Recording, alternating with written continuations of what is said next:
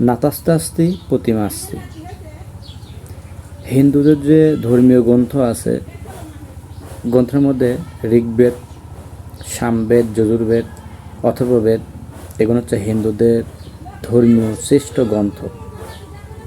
তো ঋগ্বেদে উল্লেখ আছে নাতাস্তে আস্তি প্রতিমা আস্তি, অর্থাৎ ভগবানের সৃষ্টিরূপের কোনো মূর্তি ভাস্কর নাই।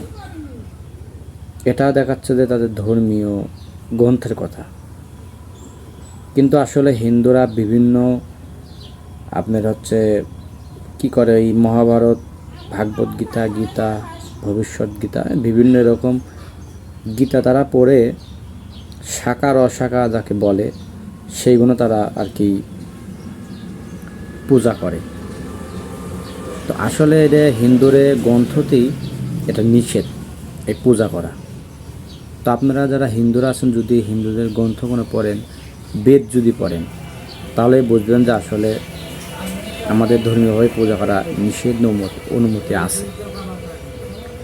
অনেক হিন্দুরা একটা কথা বলে থাকেন যে আল্লাহর ভগবান এক, এরকম দেখাচ্ছে অনেক মানুষ বলে থাকেন। তা আসলে আল্লাহ ভগবান এক নয়, কারণ আল্লাহর যত নাম আছে এই নামের মধ্যে কোন হাদিসে কোনো জায়গা পাওয়া যায় না যে আল্লাহর নাম ভগবান, অর্থাৎ ভগবান শব্দ কোন হাদিসে আল্লাহর নাম নাই। আর আরেকটি পয়েন্ট, আমাদের দেখাচ্ছে যে আল্লাহর নাম দেখতে 4টি সংখ্যা লাগে, আলিফ, লাম, লাম, হা। এই সংখ্যার মধ্যে আপনার আল্লাহর অস্তিত্ব খুঁজে পাওয়া যায় শুধু হরফের মধ্যে। আর আপনাদের বাংলা সংখ্যা লাগে ভ, গ, ব, ন, মানে 4টা সংখ্যা লাগে ভগবান লিখতে, শুধু সংখ্যা।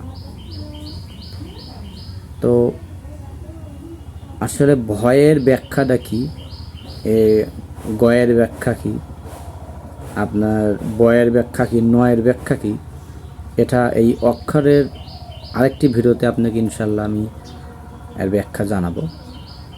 তো মূল কথা হলো যে আল্লাহ ভগবান এক নয়, আমরা মুসলিমরা মানি না।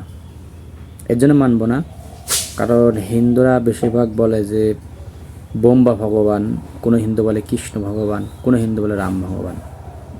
কিন্তু আমরা যে আল্লাহ বলি, আল্লাহর কোনো এরকম মূর্তি নাই, ভাস্কর নাই, সেভাবে আমরা আল্লাহকে বিশ্বাস করি।